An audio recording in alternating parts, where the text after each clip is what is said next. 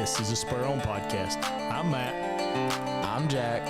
And sometimes Cooper. As we have conversations with people in the Western culture, from NFL champions to custom bootmakers, and everything in between, we are in pursuit of two things: how they got the way they are in their careers, and their walk with Jesus.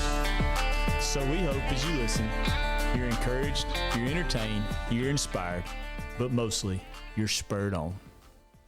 Hey guys, welcome back to the Spur On podcast, and I am so excited. Man, we've had an awesome weekend so far. We got to come out to Amarillo to the WRCA, and I'm telling you, if you've never been here, it is worth making the trip out here. It is an awesome time, and man, ever since we started this, there was one guy that we really wanted to talk to, and I know Jack and Cooper were just, daddy, can we try to have this one particular person on the podcast? And man, it is awesome, and I was thanking God this morning in my prayer time for just the opportunity, but today we're going to get to talk to Mr. Dale Brisby, and I know that not everybody gets to talk to the world's greatest bull rider just in a conversation, just personally. So I'm super excited and thankful that he decided to come on and be on the podcast with us this morning.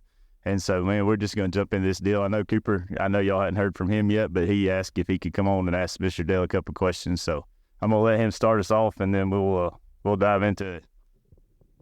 I have one question. So, what is the ultra long pass string that's around your horse's neck? Like, what is that? Like, is that do y'all actually use those as pass strings, or are they just? Yeah, that's just an extra string. You know, if you need to tie something down, it's a place to keep one, and there's a little, kind of a pretzel knot you can tie that lets everybody know you're a cowboy, that you're a super puncher specifically. So yeah, it's one more place. It's good to have one or two on your saddle, maybe on your leggings, but having one up there, it's just, you need to get that big old bull tied down that you just caught at the end of the summer. Then you got that string there. That's the only question I have. Yeah, you can also use it every now and then to lead your horse around. Like getting out of the trailer, you just reach up and grab it, and you can direct your horse in and out real fast. All right, Jamie, you're up, buddy. What made you want to start the YouTube channel? Actually, my buddy Mitch Montgomery started it. I was just hanging out at a rodeo, and he was filming, and he turned on a camera, put it on YouTube. That was 10 years ago this last summer. So 10 years ago, July, so it'd be 10 years and 5 months or something like that. And 4 months, whatever. And he sent me the login, and we been doing it ever since. I'd already put some stuff on Facebook, but YouTube was new, and so I got it all thanks to Mitch Montgomery, a buddy of mine. I will say this too, and I don't want to waste your time. I don't want to take time away from anything today, but I do feel like as many podcasts, as many Facebook and YouTube videos as you've made, that the world knows who you are. But I tell you this, and like I told you earlier, that, man, the reason that we started this whole deal is I felt like I had an obligation as a dad to show my boys, man, that there were real guys out there that, man, did what they're passionate and what they love in the Western culture, but also weren't ashamed for the fact that they had a relationship with Jesus. And to me, I think watching you over the time and the boys, really before I started listening to what you were putting out there, I mean, the boys were following you for a long time, and they were idolizing you and looking up to you. And so there again, I always kind of want to watch that and guard that. And so I saw what you were doing, and I think it was harmless. And there again, I know you don't really know us, but man, we can be the class clown too. And so I was like, well, he's our kind of guy too. But man, then when I started listening to what you were putting out there, and I'm like, to me, that's one of those guys that I want to make sure is in front of my boys because of the example you set. And I'm not saying that to blow your skirt up. That's just truly, I mean, that was the thoughts that was running through my head. But something on the side note that for two, and I know you shared a lot over the story of your dad and what happened there and how he passed away and the impact he had on your life. But to me, that is a great, just even listening to your story about your dad inspires me to be more like your dad. Because if today's my last day here, I hope that my boys can look back and think about, man, the times that we had together and the conversations we had and the influence that I hopefully had in their life, and I hope it's a positive thing. I know there's times I've screwed up, but man, would you talk about how impactful your dad was just for a minute? I know a lot. I know you've talked about it a lot, but to me, I think that's huge for the people that maybe not know how awesome the relationship y'all had. I mean, growing up, I wanted to be everything my dad was, and so that was a cowboy, and a rodeo cowboy specifically, and he spent a lot of time on the rough stock end of the arena. He could do timed event, but he rode bears, broncs, bulls. He fought bulls. He could drive the truck, pick up. He'd announce if they needed him to. He worked for Charlie Thompson out there out of Lubbock, and then for a little while worked at the Pitchfork Ranch. And that's when I was born, is when he was out there. And so I was, just born into a lifestyle that would grab a hold of me and not let go. And so from an early age, I thought my old man was cool. And then, teenage years crept in, and I began to kind of have that little bit of rebellious type, my parents don't know anything. But it didn't last that long. I remember being a sophomore in high school, and I was the quarterback, and I'd gone to this quarterback camp at Hardin-Simmons, and then, obviously he didn't go with me. I got back and I started two-a-days, and after two-a-days, I walked over to, and I saw my dad, and he was telling me something about fixing my throw. And the way he explained it was identical to the head coach at Hardin-Simmons. And that coach at Hardin-Simmons was like, you need to do this, this, and this. And then my dad, not knowing that the coach had said that, explained it to me the exact same way and used like the same verbiage. And I didn't even tell him at the time, but it clicked in my head as a young man that like, this guy knows what he's talking about, and he knows more than I give him credit for. And from that point on, however old you are, sophomore in high school, from that point on, I had a new level of respect, and it was a paradigm shift for me where I began to see the wisdom that he had to offer. And, he definitely had faults, but just not near as many as a lot of men that I had been around at the time. And there'd be times I remember sitting out in the pasture with him one time, and he was talking about gestation on cows, and I literally was taking notes, for no reason. There was no test, there was no exam, but he was just so smart, and especially when it pertained to ranching and rodeo. And his faith was no different. There were some times in my family's life where his faith was tested, and without going into too much detail about certain family members, he had to endure some things that a normal man shouldn't. And when the whole world told him to give up and go a different direction, he stood beside God and what the Word said, and let no man come between what God joined together is what he stood by. And through some endurance, our family reconciled, and essentially what it boiled down to was his faith, and so then, the Lord blessed our family with about 8 years of just extreme peace, and, times were good. We grew up with hard times, and not only within our family, but also financially. And then the last 7 or 8 years of his life, he, everything came together, and it was a very peaceful time in our family. And when he died, he had $800 in his account, but we had caught up, and there was so he wasn't rich by any means, but there was no stress either. And so we split that 4 ways. But I look back on his life and the struggles he endured, and the faith that he had through those struggles. And then, like I said, the Lord blessed our family with 7 years of just extreme peace and happiness. And before his time came, and that was he was on the back of a horse and picking up at a rodeo and had a heart attack, and he got the storybook ending that every cowboy would dream of. And there's some peace to that, but ultimately the thing that gives me the most peace is the man he was while he was alive, and not just how he died.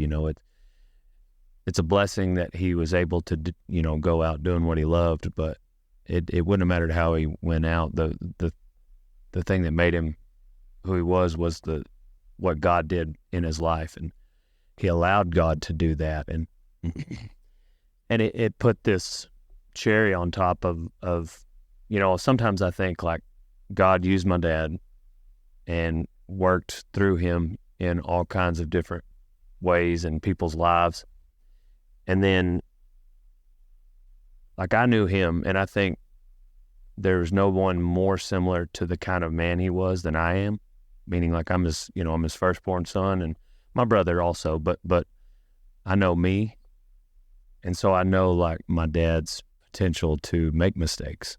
I feel like I'm probably the closest to knowing that, and so I look back at his life and I feel that God had used him for a good work, and then he took him up to heaven before my dad had a chance to mess it up, and he had enough flaws where he could point to God for the glory and all those things, but also like, hey, your time here is done, and I've completed my work that I'm gonna use you for. And anyhow, there's an extreme peace that followed after his death, and it was like 5 or 6 days after he died that I realized I hadn't really questioned where he was. It was as sure to me as gravity. If we push that book off the edge of the table, we're all pretty sure it's going to hit the ground, and we don't have to acknowledge gravity. And that's how I felt about my old man's salvation and eternity. Like I didn't have to acknowledge it. And I realized several days after his death that was the case. And so I've always been super thankful for that time, because it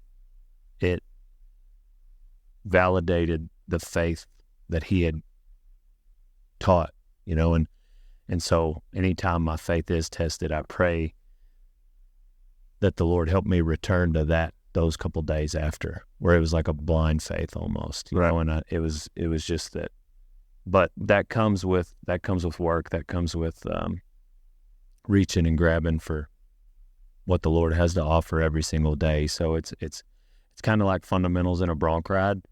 You get on a bronc, you have to lift and stay back no matter what. If you ever get bucked off a bronc, you have to lift and stay back. If you buck off, you weren't doing one of those two things. You may bounce around on top and then land in a various, the landing may not be a really good representation of what bucked you off, but if you watch the bronc ride, usually it was either they didn't keep their shoulders back or they weren't lifting. And each bronc ride, like let's say you go 90, well, the very next bronc ride, you can't it's not like levels on a video game where you're just, okay, I accomplished level 90. Now I'm going to turn my toes out better to get a 91. You have to go back to the beginning. You have to go back to the basics, because the next bronc doesn't know or care what you did on the last one. You got to go back to the fundamentals, and even on the very next bronc, you still have to lift and stay back. So you have to start over each bronc, and you've got to execute fundamentals every bronc. You can't just, I've accomplished that, now I'm on to the next one. And that's the same thing in our faith. Every single day, you can't just read the book of Ephesians and then you're good for indefinitely. You can't just read through Proverbs and Psalms and then you're good. You got to go back to the basics every single day. And so that's where, when my life gets shaken and my faith gets tested, that's what I've got to do. I've got to go back to the basics that my old man taught me. And one of the things is, people ask why I've never drank, and he never did.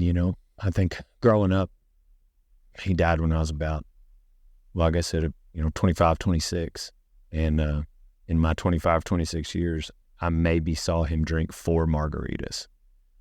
And it just wasn't something he needed in his life. And so that's why it was easy for me to just, I can make poor enough decisions sober. I don't need any help.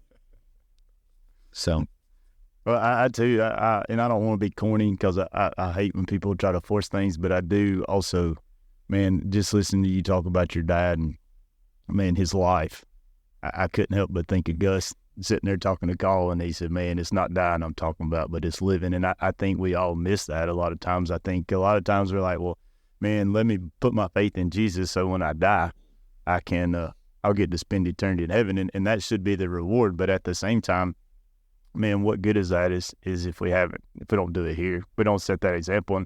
And listen to you talk about the Bronx, and even listen to you talk about how you've referenced back to those days after your dad passed, because I even to this day, I carry some guilt around because my dad passed away several years ago, and I really haven't mourned, and like I really felt like I was a crap son, like, I mean, why all these people that didn't know him like I did are sitting around here crying their eyes out and this and that, and I really, after self-examining myself on that, I kind of got to the place where you said you were, like I kind of let myself off the hook, because I'm like, I don't need to mourn. I kind of desire to be where he is, just to be honest with you. I mean, like, so why should I cry that? And so, man, that really took some guilt off of him. But listen to you talk, I couldn't help but think about what Paul said in Philippians.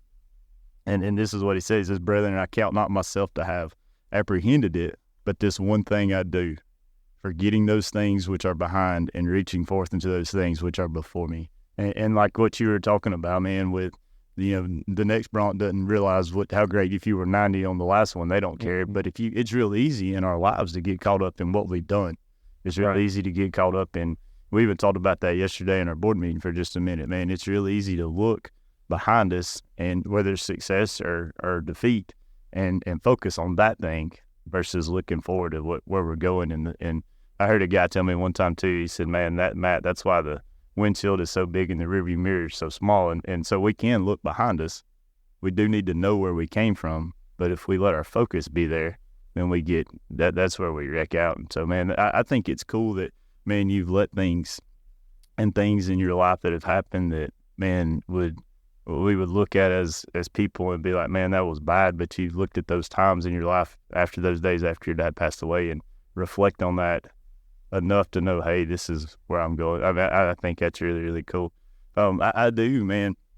I would like to know, just personally, if we talk for just a minute, and I want to be mindful of your time, but man, I do, listening to you, following you, I hear you talk lately about, and I do get your Bible studies. So I think that's cool. I think it's a really cool thing, and I appreciate you doing that. And I have noticed, and there again, being 100% honest with you, I I heard the first one on pride, and I'm like, oh, that's good. That's good. And then the next one came out on pride, and I'm like, oh, that's good. That's good. And then I'm like, the next one and the next one and the next one. I'm like, man, there's other stuff in the book besides pride, but then there again, I don't know how you process things, but I process them like a cow. I got to chew on it, spit it out, and I'll pick it back up, chew on it some more. And so I really thought about that, and I'm like, man, why? Because I know after a while you came out and said, hey, man, this is just what's on me, and so this is what I'm studying, so that's why all this is coming. But I do have to respect you, because I think a lot of times, especially when it comes to the Bible and church and religion, a lot of times we put this pressure like, hey, we've got to consume this much of it.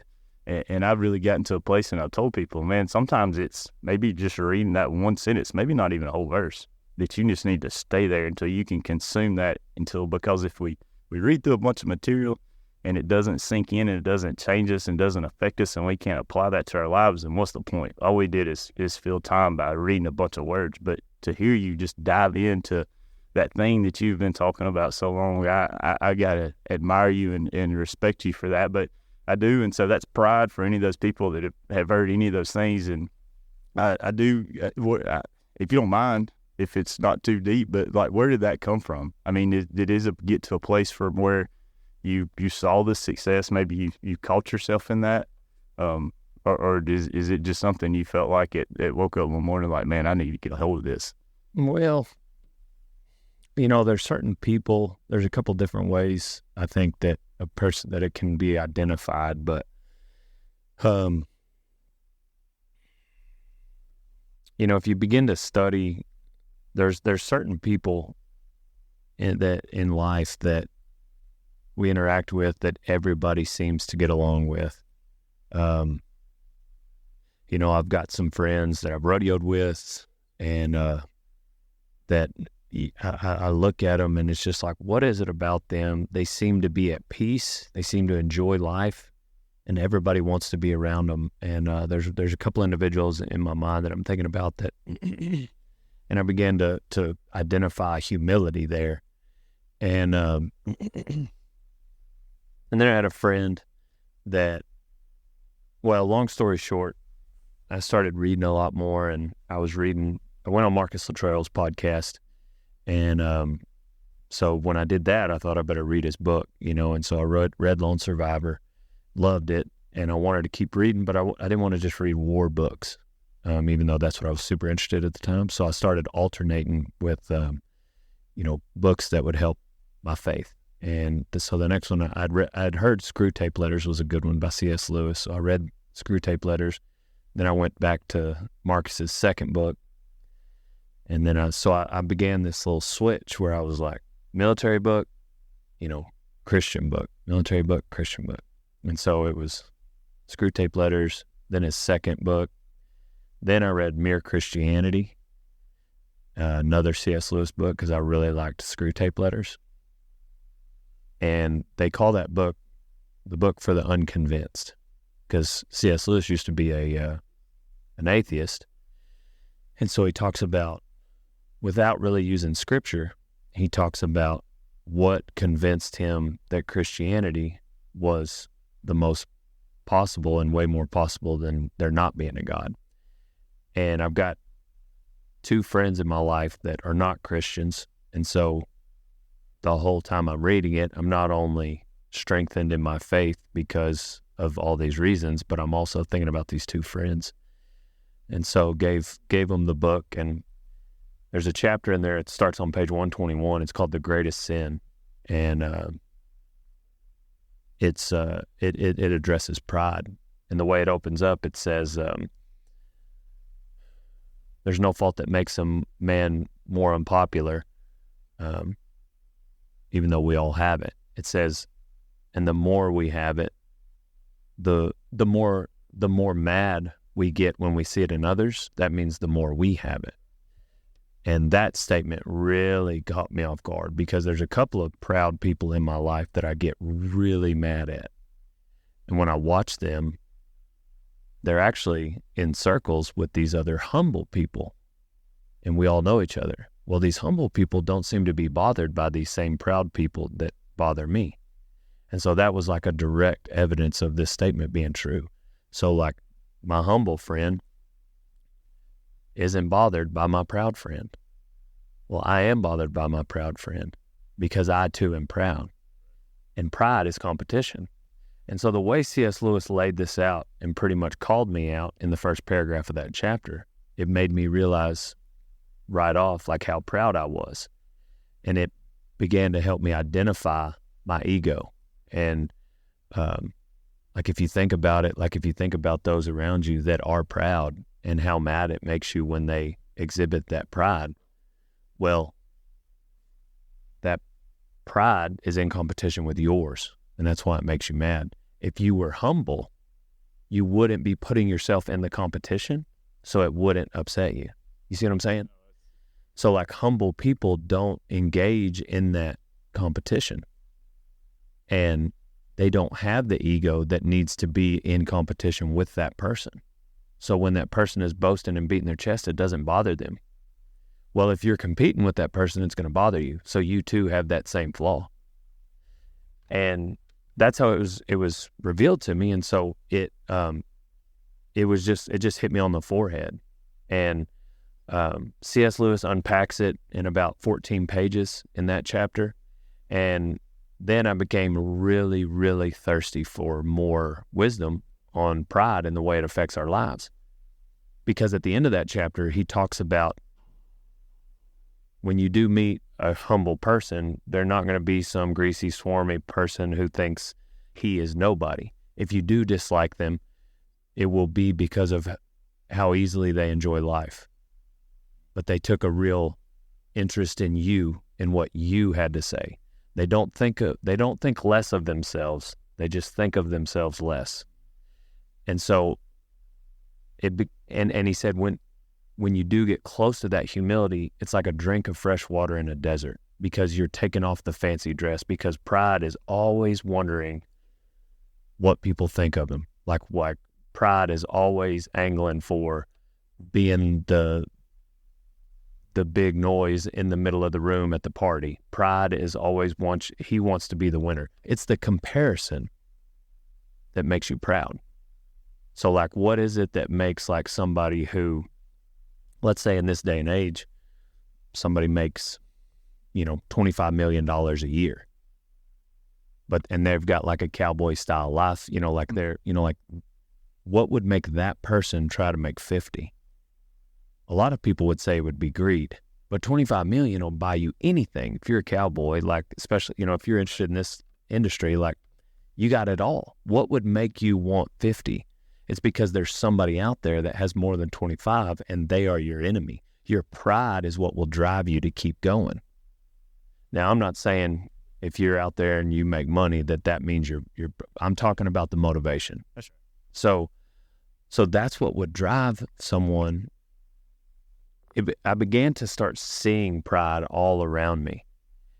But essentially what I'm saying is the opposite of pride, the virtue opposite of pride is humility. And with that humility is ultimately peace. And so I tried to find another book, and the next, I've read about 4 books on pride and humility, but one that is super deep and it's very hard to read. I had to read it slow. It's a book called Humility. It's by Andrew Murray, and he died like in 1920, but it's a brilliant book.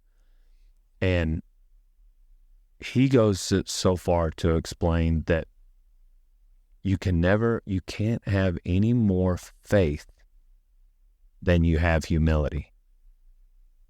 So it's directly linked to how much faith we're going to have in Christ. C.S. Lewis said, pride is always looking down on people. And so long as you're looking down, you can never look up. So you might know people who are proud. Andrew Murray said there's no more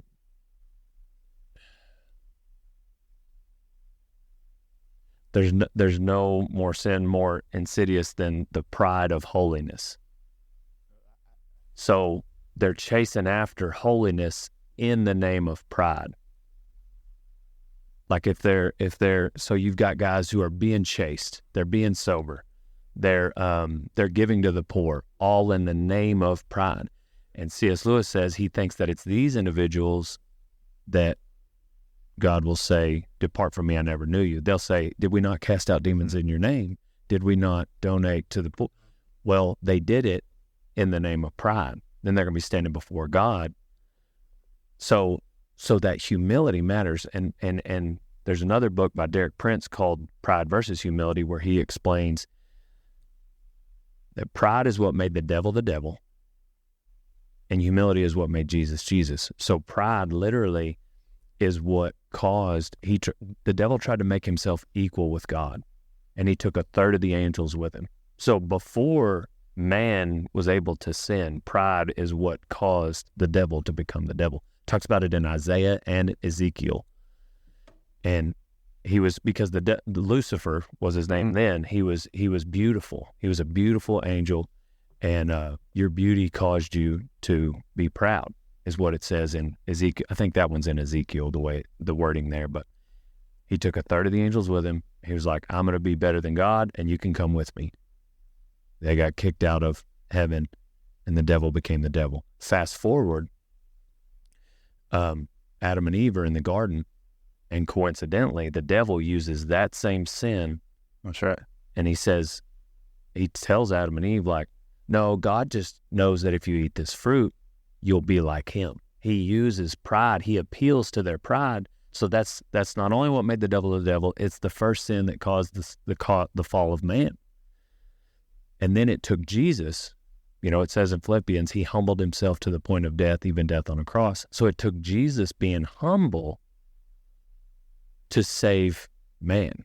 So everything that made the devil bad was pride, and everything that made Jesus good was humility. And they are of that, they're that important, not even in our daily walk. And so, Andrew Murray there's another, he talks about how important humility is. Like, and he begs the readers to chase after humility, study it, like your salvation depends on it. And the wording, he says to thank God for anything that, I don't want to butcher it because I read it every day, but it's kind of long. That's what, accept with gratitude everything that God allows from within or without, from friend or enemy, in nature or in grace, to remind you of your need of humbling and to help you to it. Let me read it again without the middle part. Accept with gratitude everything that God allows to remind you of your need of humbling and to help you to it. So, like, all the things that happened to Job, anything bad in your life that you can think of that humbled you. Andrew Murray is saying that humility is so important that, like, you're mugged, you lose your house, you lose your job, whatever it is, accept with gratitude everything that God allows to remind you of your need of humbling or to help you to it. So a lot of people might say that failure is good, like we should thank God for our failures, they'll teach you how to be successful. That's not what Andrew Murray is saying. He's saying your failures are good because they're going to make you humble, period, end of story. It doesn't mean so you can come back and be the winner and win the bronc ride and all the money and get the girl, and then you learn from your failures to make you, I let my haters be my motivators. No. Forget all of that. Like Michael Jordan, it's awesome that he didn't make his high school basketball team and then he was able to become Michael Jordan. What Andrew Murray is saying, no, back it up. Forget if any of that other stuff ever happened. If it humbled you and remind you of your need for humbling, it's so important. You should thank God just for that fact that it humbled you, period. Whether you come back and win again later or not. Not for what it allowed you to be able to do, because just for the fact, the simple that you were able. How important humility is. And the opposite of that is that's how damaging, and that's how sometimes eternally damaging pride can be. And when you find yourself in competition with someone, that is your pride. No, let me rephrase that. So not all competition is pride, but all pride is competition. Mm-hmm. So when you find yourself not excited that maybe, this person is winning and there's no reason for, like, why are you not excited for this? Do you have to be the one winning, or are you just excited that someone won? Right. That would be a difference in pride and humility. Are you, like, traffic is a good barometer. Like, why are you trying to get in front of this vehicle? Like, you're probably going to get there at the same time. Why you got to make it personal? Like, that's your pride as a man, and sometimes women, competing with that next car. You don't want to pull over at the gas station to go to the bathroom. You just beat all these cars and they're going to pass you. That is your pride being competitive. You're not just a competitive person. So many times people write it off as, I'm just competitive. No, you're proud. And pride is competition. Now, I'm not saying all competition is pride. So I'm not saying that every football game and rodeo competition you enter in, I'm not saying that's a sin. But I am saying all pride is competition. And I think it's a big, big deal. And I think a lot of people have it. And vanity is a version of pride. So vanity is like when you are constantly angling for attention. Like, you ride into a Brandon pen and you're super worried about, like, what everyone thinks. You get a good heel shot on a calf running away from you, and you turn back hoping everyone saw it so they'll think you're, a good cowboy. That would be vanity, And vanity is C.S. Lewis calls it a more innocent version of pride, but it's still pride. He says at least then you care what other people think, where the black diabolical pride comes in where you don't even care what people think. Like, you're like, why would I care what these pieces of trash think about me? That's how much better you think you are than everyone. Right. I think too, like, after I listened to 2 or 3 of your Bible studies or whatever, the stuff you were putting on YouTube too, I really started reading on that and thinking on that too. And I would say this too, and I don't take this the wrong way because I didn't hear this when you said this a minute ago, but I even think in in church culture, and I know we live in the South, so I mean in Alabama, alcohol is so frowned upon. It's like it's the worst thing you can do, right? Although I shouldn't say this, but most of the preachers are way obese, and most of the time when guys talking about being drunk, he's talking about obesity as well. And so we pick and choose, but just say, man, it's real easy to be a follower of Christ and be like, well, I don't feel like this is what you were saying earlier, but like to be prideful about the fact that I've never had any alcohol, so I'm better. That's happened to me in my life.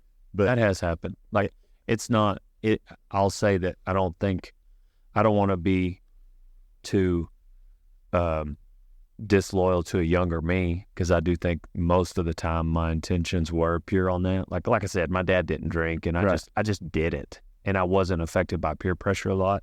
As you can see, like, I don't mind being different, and so when that alcohol came across, I don't think that was my original intention, was out of prideful reasons. Like, I didn't think I was supposed to drink, so I didn't. And when my friends told me to, like, they didn't really have a lot of control over me the way that a lot of, peer pressure situations might affect a young teen. But there have been times thereafter that where I was proud of the fact that I hadn't drank. And it was, a sinful thought process I was going down.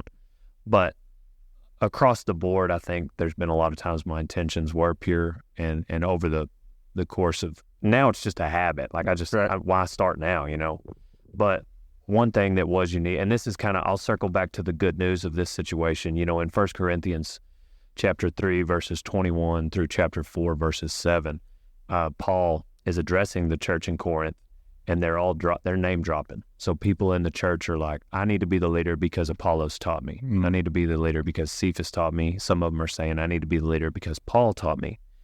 And so what Paul says is, like, don't boast in men. I don't care what you think about me. I don't care what I think about me. Later in 1 Timothy, he says that he is the chief of sinners. Like, he's number one. Paul is arguably one of the top 5 most influential people in the history of mankind ever. But he calls himself the chief of sinners.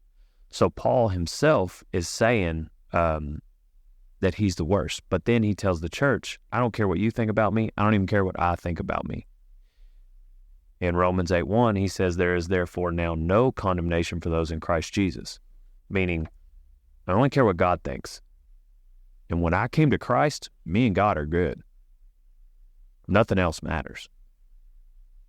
So he says that, he's got that thorn in his side that he prays that, in Romans, that he prays will be removed. And a lot of people speculate on what it is. Regardless of what it is, it's there to keep Paul humble, because he is such a staunch believer and very, but he's got that thorn in his side that he prays for removal. But essentially, it's there to keep him humble.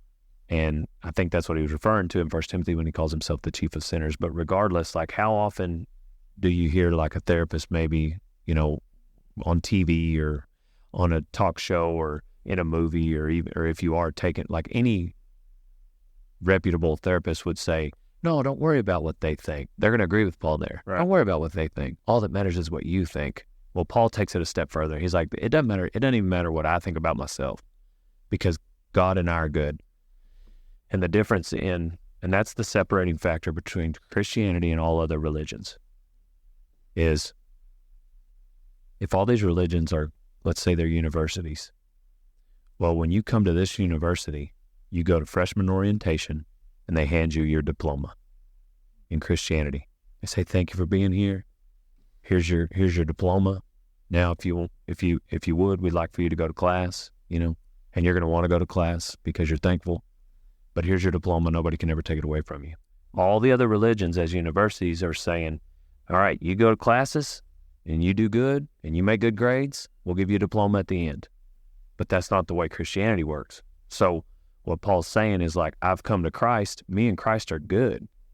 There is now therefore no condemnation for those in Christ Jesus. So I don't care what you think. I don't even care what I think. Now, the Bible also addresses, like, for instance, in James, people that take that to an extreme. And they're like, all right, well, I'm saved, so I can do what I want. Right. And James, he starts off quick, like, no. The demons know that it's true, but there's a difference, you'll know a tree bites fruit. So there's another extreme to that you don't need to take it to. However, a lot of us, I think, fall into the trap of works-based salvation. Mm-hmm. And that's what Paul is addressing. But circle this back to the pride and humility conversation, and that's where I'm going with it. No, I think, man, I cling to the fact, and I'm so thankful because I'm not so sure that Paul was the worst because I'm pretty sure Matt Knowles had him beat. And I'm so thankful that his grace is sufficient because I would never get there on works. And I know you've got a lot to do today, but I do.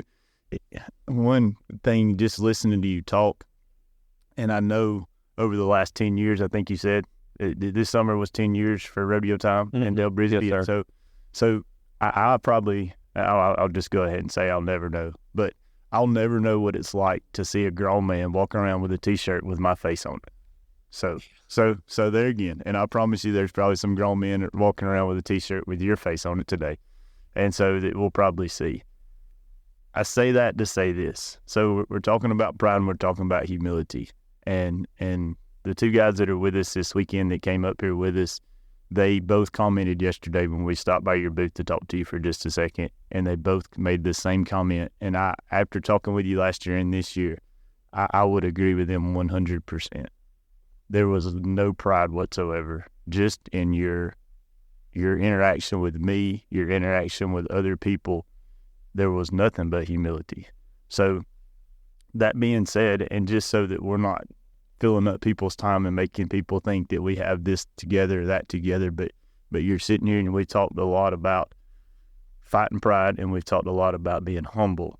So for those kids out there that find themselves in a place of success or whatever that avenue or venue is, whether it's a football star or the greatest YouTuber or the greatest bronc rider, but they find themselves in a place of success, how do they remain humble even when there's people walking around with a picture of their face on their shirt?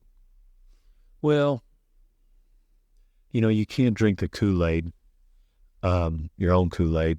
I think, and there's a lot of times that, but it goes both ways. Like there's people that pat me on the back a lot, and then there's people that don't like me and they tear me down. And those are fewer. But most of the people that decide to interact with me are those interactions are positive. But here's the thing, and I'm not saying this is where I'm able to do this. What Paul is talking about, the word he uses, going back to what I just shared with you. Mm-hmm. What Paul is talking about in that, the word he uses in there, I think it's hubris maybe. But he's talking about it being puffed up, like, for instance, a balloon. And it's the only time in talking about pride throughout the Bible, there's only one other verse where they use the word hubris. But so when the human ego can be either inflated or deflated. An ego can be inflated and puffed up, like what Paul's talking about, or it can be deflated. Well, if you have your identity wrapped up in something outside of Christ, like you said, bronc riding, I think you used football. Football, whatever it is, YouTubing, bronc riding. You're right. Whatever it is, the more your identity is wrapped up in that, your ego can become inflated. Well, when it's inflated, it can be easily deflated. And what I mean by that is if someone was to criticize you and it hurts your feelings, like what are you passionate about? Man, just being a dad. Yeah, and I know that's okay. I know that's goofy, fine. but that's fine. Right. That's fine. All right, being a dad.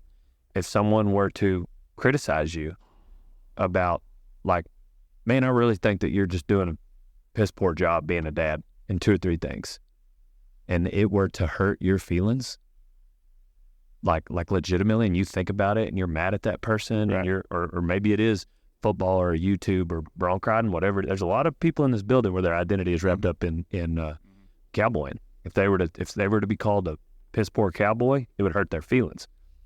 What Timothy Keller is saying, based on this scripture that Paul is addressing, where he's addressing the church in Corinth, is like that is evidence that your identity is wrapped up in something other than Christ.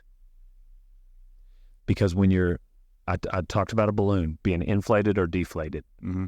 Well, if you're deflated and you feel like you're not a good dad, you're just going to be like, yeah, I know, I'm just, Right. And you're deflated. If you're puffed up and you're proud of your accomplishments and somebody, well, they pop your balloon and you're all puffed up and it deflates you and it hurts your feelings. Timothy Keller says there's no such thing as hurting your feelings. There's only hurting your ego. So there's a third option, inflated, deflated. This third option is imagine that same balloon being filled up with sand. The only thing that can truly fill us up is Christ. So if you're filled up with Christ and they try to deflate you, like it doesn't do anything.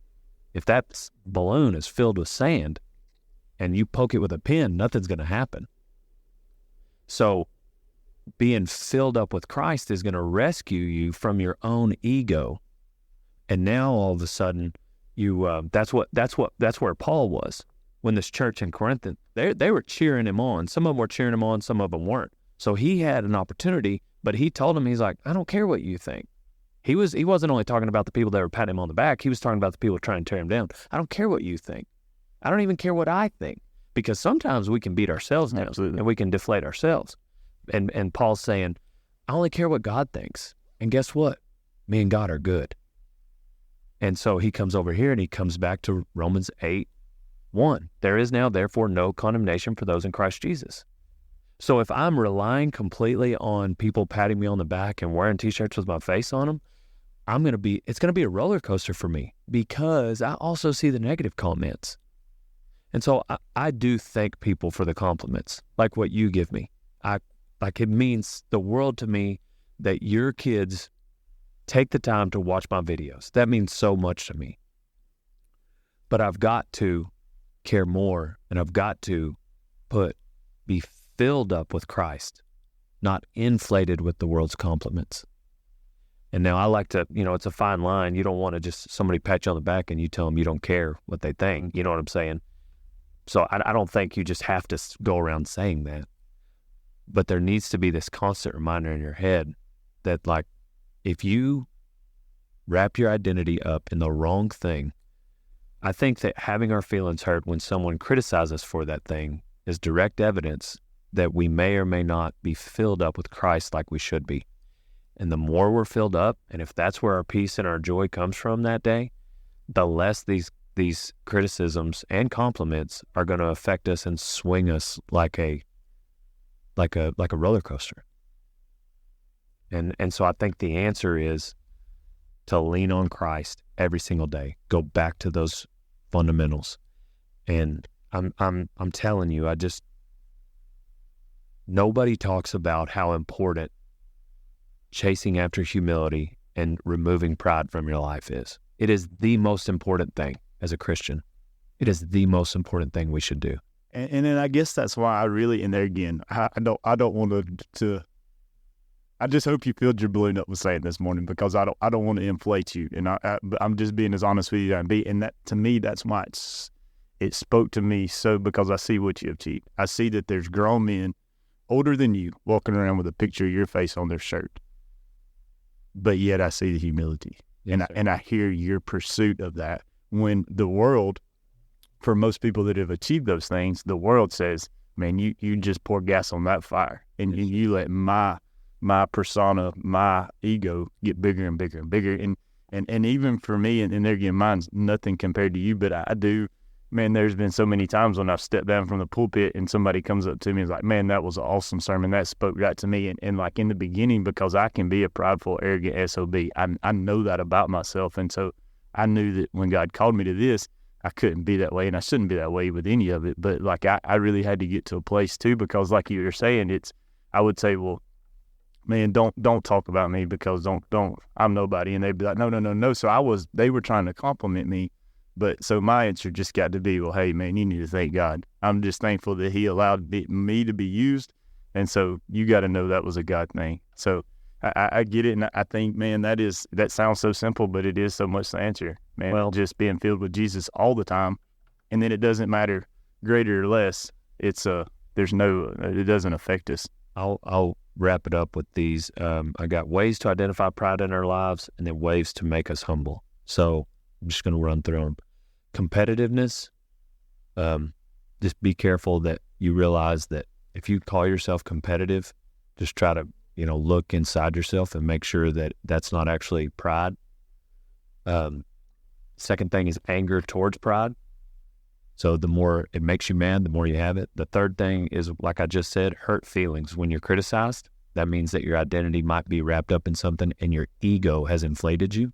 And that's going to, when people criticize that thing, then that means that it's going to hurt your feelings. Like if you've never played golf and somebody says you're a poor golfer, it's not going to hurt your feelings. Right. Well, your identity's not wrapped up in you as a golfer.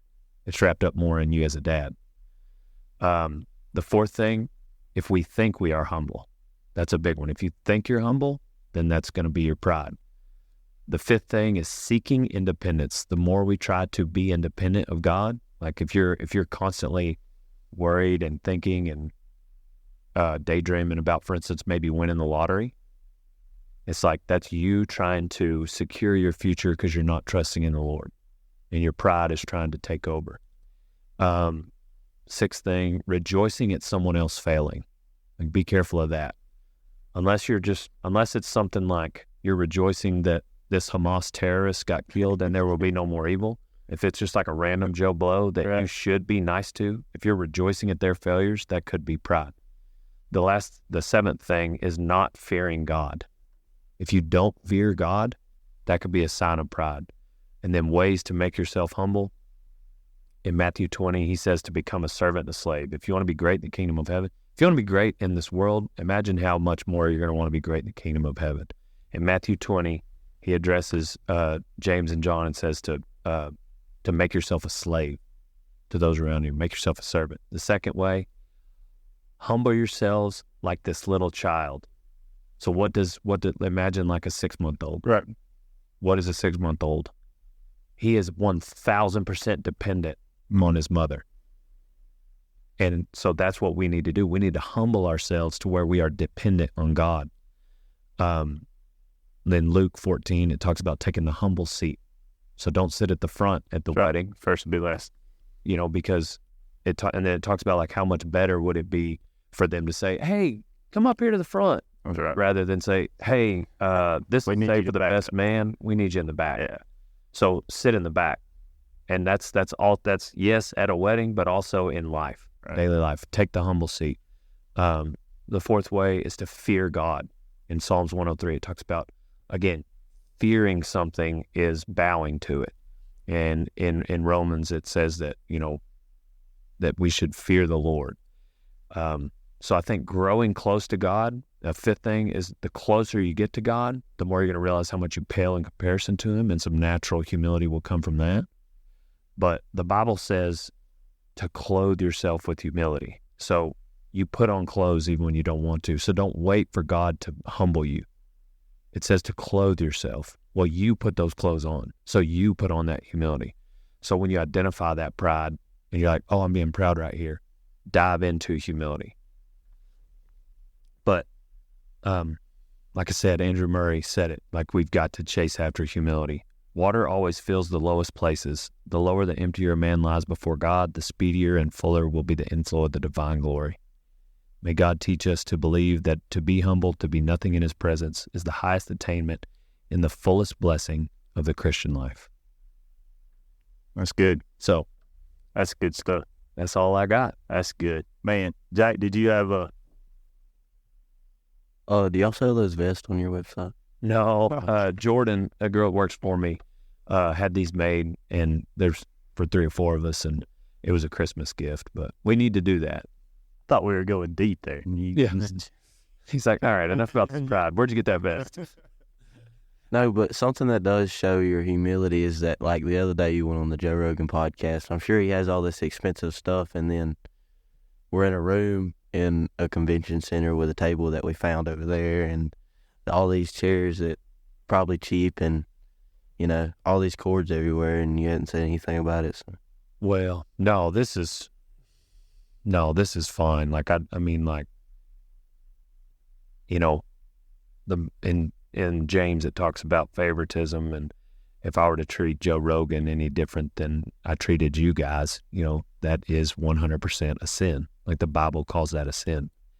And I don't know, just because I was able to do that one thing that one time doesn't make me any better than anybody. Like I know God is using me for a thing and it's an honor. But I'm here today and gone tomorrow. Like everything that I'm able to do and accomplish, like, is because God is allowing me to. But make no mistake about it, human life is fragile. And like I could walk across that street and get hit by a truck and ain't nobody gonna remember who Dale Brisby is in about 6 months. We're here as tumbleweeds to just roll through town and drop seeds that, and God is the wind blowing this tumbleweed. And so I appreciate you identifying that. I appreciate that compliment, but the last thing I ever want to do is just feel like I'm any better than anybody just because Joe Rogan liked the post one time for me, And Joe's the same way. He's a humble dude. He's just accomplished a lot, And so anyway, I appreciate you guys having me on here. No, I appreciate you coming on because it does, and it really got way deeper than I even thought. I thought we would skim the surface, but man, I appreciate you. And so, man, I know you got a lot to do, and we hadn't really figured out a way to end this, but the only way I know and that we've come up with is just to pray for whoever it is that, man, God's allowed us to sit down and have a conversation with. So if you're good with that, I'll pray for you, and then we will you bet. Get out of here. Yeah, go ahead. God, I just come to you, Lord. I thank you so much for this place. God, I thank you for this culture. God, I thank you for allowing us to serve you in it. Father, I thank you for this time with Dale. And God, I just pray for his family. Lord, I pray that you would bless them with abundance, Father. I pray that you would continue to allow him to seek you. God, that he would seek you. God, that he would seek your face. He would seek to be filled by you. And God, he would lead that way. God, I thank you for the humility that he has. And God, I pray that there is somebody out here that listens to this deal, Lord, that, man, that you have something great and awesome for them to do. But, man, their pride just keeps preventing that from happening. So maybe they can hear this and find humility, Lord, and be able to serve and do all that you created them to do. Father, I love you and I praise you, and I ask these things in your name. Amen. Thank you, bud. Thank you, brother. Pow, pow.